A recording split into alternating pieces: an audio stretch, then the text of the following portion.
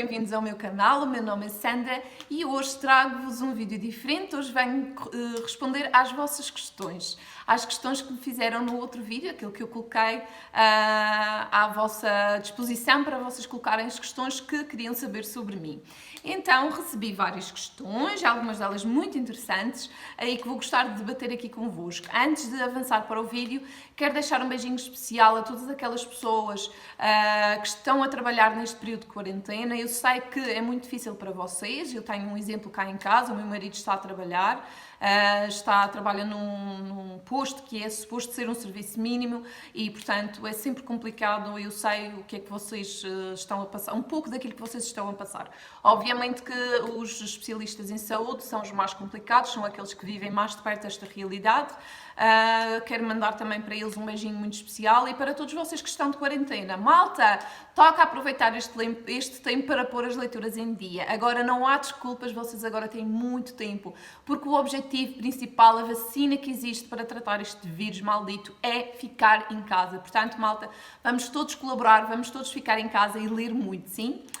Espero que vocês gostem deste vídeo. Não se esqueçam de subscrever o canal se ainda não o fizeram e se gostarem deste vídeo, deixar um like no final, ok?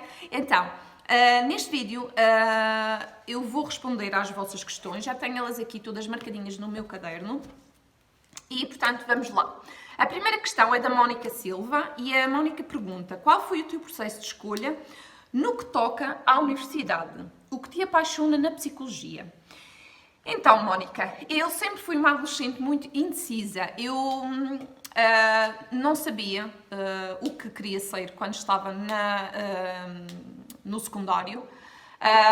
Ponderei muito tempo em direito, ponderei jornalismo, ponderei ser hospedeira.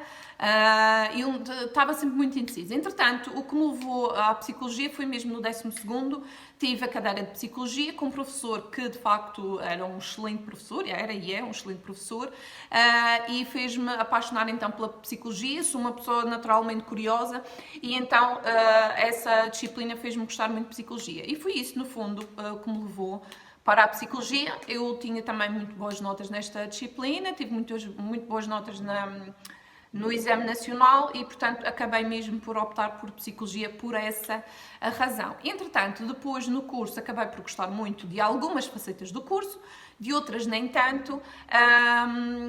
Por meios da vida acabei por trabalhar estou a trabalhar num local em que não exerço aquela psicologia que todos vocês acham que é aquela psicologia do divã, do Freud, a psicanálise. Não faço nada disso. Eu trabalho com a comunidade, eu trabalho em grupo e, portanto, no fundo estou a fazer aquilo que gosto, que é estar com muitas pessoas, trabalhar com muita gente, que é de facto aquilo que eu mais gosto. Entretanto, tu também perguntas o que é que te apaixona na psicologia. De facto, o que mais me apaixona na psicologia, que foi o que eu mais gostei de conhecer desde que estudei, desde que estou a trabalhar, é as diferentes formas que nós temos, que as pessoas têm de encarar o mundo, ou seja, a forma, no fundo, como a mente funciona, como nós pensamos e como nós somos todos muito diferentes e, no fundo, muito parecidos em algumas coisas. E eu gosto muito de falar com as pessoas, de as conhecer, perceber como é que a mente delas funciona, como é que elas veem o mundo, porque precisamente por isso, por nós sermos tão individuais e tão diferentes uns dos outros, mas ao mesmo tempo tão iguais.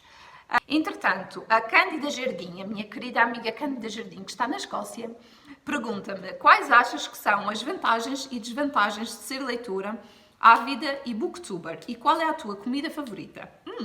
Então, quais as vantagens e desvantagens de ser leitora, ávida e booktuber? Então, as vantagens, sem dúvidas, de ser uma leitora ávida é que eu aprendo muita coisa, é uma coisa que me dá muito prazer, eu sou feliz a fazer aquilo que faço, a ler e, portanto, para mim isso é uma das grandes vantagens. Depois, o facto de ser leitora ávida e ser booktuber é que o facto de eu trabalhar nesta área, não vou-vos mentir, as parcerias a mim deixam muito feliz porque permitem-me ler livros que de outra forma eu não iria conseguir comprar e ler, porque vocês sabem que os livros são muito caros e é muito difícil comprar 4, 5, 6 livros por mês, porque vocês têm que estar a gastar 50, 60, 70 euros, que no final do mês vai fazer falta sem dúvida. E então, por isso, esta é sem dúvidas uma das grandes vantagens. Outra das grandes vantagens é eu conhecer tanta gente linda neste meio. Como tu, Cândida,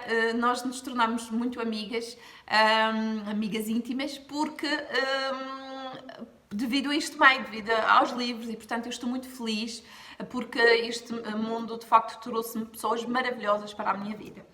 Depois, quais as desvantagens? As desvantagens é que dá muito trabalho e às vezes nem sempre o nosso trabalho é reconhecido. Depois eu tenho a desvantagem que os livros não são maquilhagem, os livros não são coisas que atraiam os jovens, por exemplo, e é muito difícil de cativar alguns tipos de público, e é essa uma das grandes desvantagens que eu sinto, porque nós temos tanto trabalho, nós colocamos tanto de nós nestes vídeos e no trabalho que fazemos, seja no Instagram, seja no Facebook, seja onde for, e às vezes nem sempre esse trabalho é reconhecido da melhor forma. Depois, qual é a tua comida favorita? É assim, é muito difícil dizer isto, porque eu adoro comer, a sério. Se há uma das coisas que eu mais adoro fazer no mundo é comer. Eu tenho muita sorte que eu tenho um metabolismo até bom, porque eu como muita porcaria. Eu como muito saudável, mas também eu como muita porcaria. E principalmente chocolates, eu adoro chocolates, chocolates são a minha perdição. Mas se for assim, eu adoro comer, a nível geral, mas se tivesse que escolher, talvez eu escolheria esparguete à bolonhesa, com muito ketchup e maionese, que é das comidas que eu mais adoro comer e que me dá uma grande, grande satisfação. Depois, a minha querida Isa, do Jardim de Mil Histórias, pergunta: se pudesses voltar atrás na vida, mudarias alguma coisa? Se sim, o quê? Isa, eu mudaria, sim senhora. Eu, se voltasse atrás, se eu pudesse voltar atrás, eu talvez escolheria outro curso para tirar, provavelmente alguma coisa relacionada com trabalhos com grupos, organização de eventos, administração, secretariado, se calhar alguma coisa desse género, porque é algo que eu gosto muito de fazer, gosto muito de trabalhar com grandes grupos, de falar ao telefone, de planear coisas, de planear projetos, é uma coisa que eu gosto muito de fazer. Se calhar estudaria algo nessa área. E eu mudaria várias coisas. Eu gostaria de me ter casado mais cedo, gostaria de ter tentado ser mãe mais cedo, gostaria de ter, por exemplo, começado no Booktube mais cedo, mas ao mesmo tempo eu sinto-me muito feliz e muito grata pela vida que tenho. E ao mesmo tempo sinto que se calhar não mudaria nada, porque foram todas estas experiências que me levaram a ser a pessoa que eu sou hoje e, portanto, acho que se calhar não mudaria nada. Entretanto, outra Mónica Silva pergunta: o que consideras mais difícil neste mundo do Booktube? O que considero mais difícil foi aquilo que eu falei há bocadinho, nas desvantagens de ser Booktuber, que é trazer público. É muito difícil cativar as pessoas, não é fácil.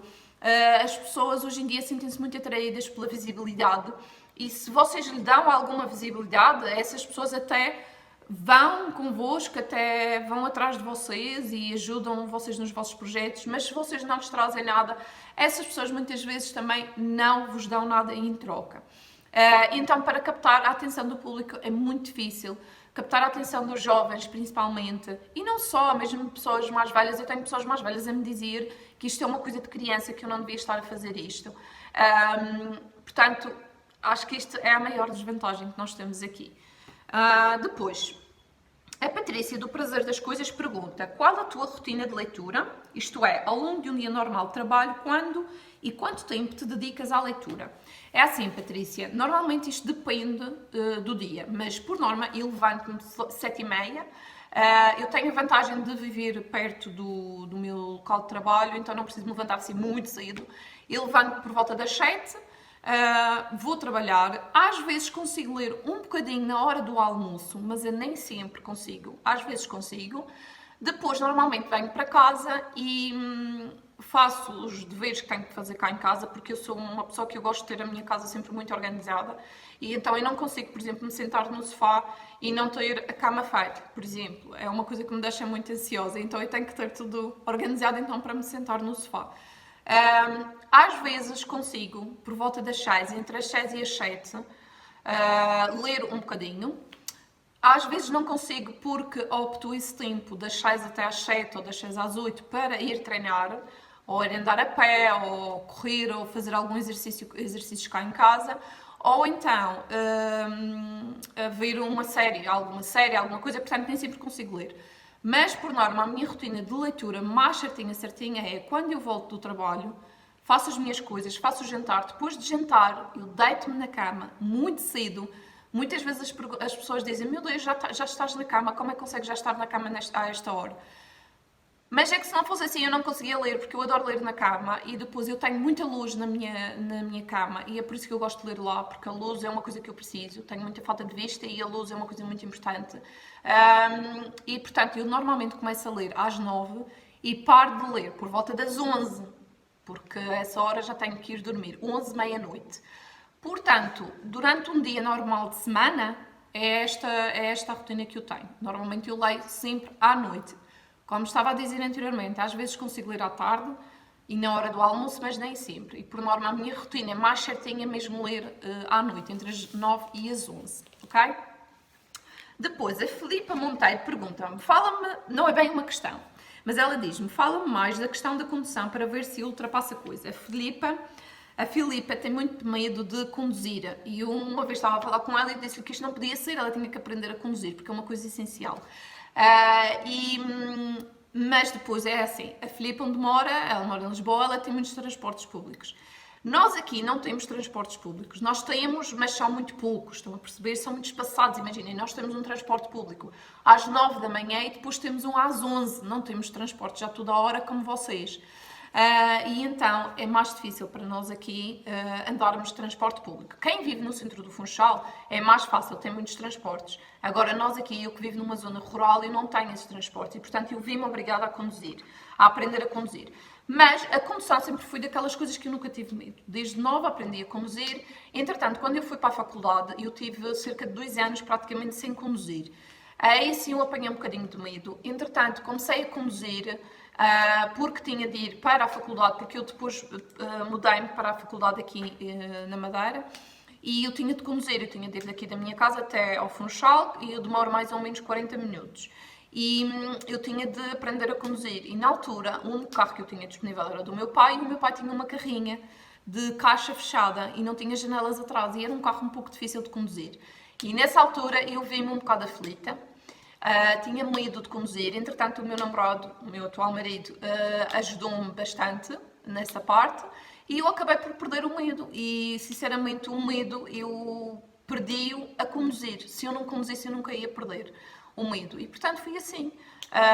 Eu ia, os primeiros dias eu fui muito cedo, que era para ter lugar para estacionar o carro, porque eu tinha medo de não arranjar lugar para estacionar o carro, coisas desse género. Mas tem que ser assim. E depois é assim, aqui na ilha, ou tu aprendes a conduzir, ou ficas em casa, minha querida. Portanto, é assim, tem que ser.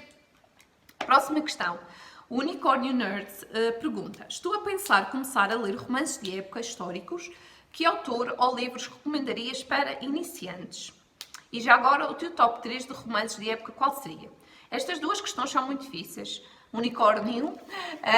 Mas, para começar, eu diria que deverias começar por duas autoras que eu gosto muito e que neste momento estão a ser publicadas em Portugal pela Top Seller, que são a Tessa Dare e a Sarah MacLean. Elas... eu acho que dos livros delas, eu nunca dei aos livros delas nunca calhou dar 2 estrelas, porque eu sempre gostei. O mínimo que eu dei foi 3 estrelas. Todos os romances delas são bons. Tu não precisas de ler por ordem. Eles têm uma ordem, mas tu não precisas de os ler por ordem. Podes ler o 4 e depois ler o 2 e depois ler o 7, não há nenhum problema. Elas são autoras fantásticas e depois... Também tens a Julia Quinn, que é outra autora muito, muito boa. A série vai ser adaptada agora à Netflix, portanto, devias ler a Julia Quinn, que ela também é fantástica. Depois, em relação ao top 3 dos meus romances de época, enfim, muito, muito difícil. Eu já fiz uns vídeos, procurares aqui no meu canal vais encontrar, sobre romances de época, onde eu falo sobre os meus favoritos, sobre várias autoras que eu já li, porque eu já leio romances de época há muito tempo, já leio romances de época há cerca de 10 anos e, portanto, são muitos livros. É muito difícil escolher, muito difícil, mas se calhar o último romance de época que eu li, que foi o ano passado, Desculpa, enganei-me. O romance de época que eu li, que eu gostei muito, muito, muito, foi... O ano passado eu li O Regresso da Duquesa, da Sarah MacLean, e eu fartei-me de chorar com o livro, eu adorei. E depois, este ano também li um da Mary Ballock, que eu agora não me recordo o nome, mas tenho opinião aqui no canal. Acho que é a Tentação do... Será que é a Tentação do Casamento? Eu agora não consigo mesmo lembrar do nome, peço desculpa. Estava aqui a ver, deixa só ver se eu consigo ver o livro. Onde é que ele está?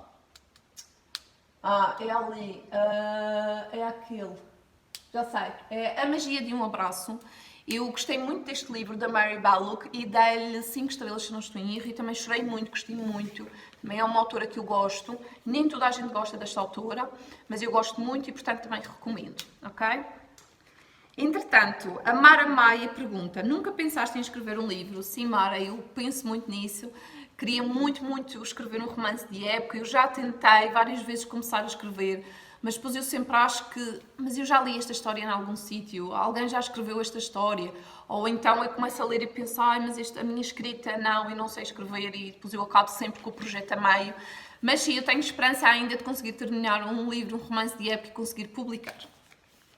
Entretanto, a Sónia Gonçalves pergunta: os teus animais nunca fizeram alguma coisa com os teus livros? Não, não. Por acaso não. O meu cão não mexe nos livros. Ele fica muito tempo cá dentro em casa connosco, ele nunca me mexeu nos livros. Depois, o meu gato é assim, ele, quando era mais bebê, ele passava muito tempo cá dentro de casa. Como eu já expliquei, eu moro numa zona rural e eu tenho um jardim grande, e o meu gato quer estar fora de casa.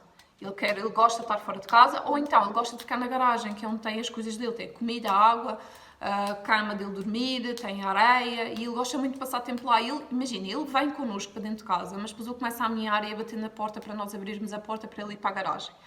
E então ele também nunca passa muito tempo cá dentro. Mas mesmo quando ele era mais pequenino, ele nunca fez nada nos meus livros. Tenho sorte em relação a isso. Nunca me fizeram nada. Bem, eu estou a ver que eu ainda tenho várias questões para responder, portanto eu vou parar este vídeo aqui e vou começar outro vídeo para partir isto em 2, porque senão isto vai ficar muito, muito grande, ok? Vá, malta, beijinhos e até ao próximo vídeo. Mua!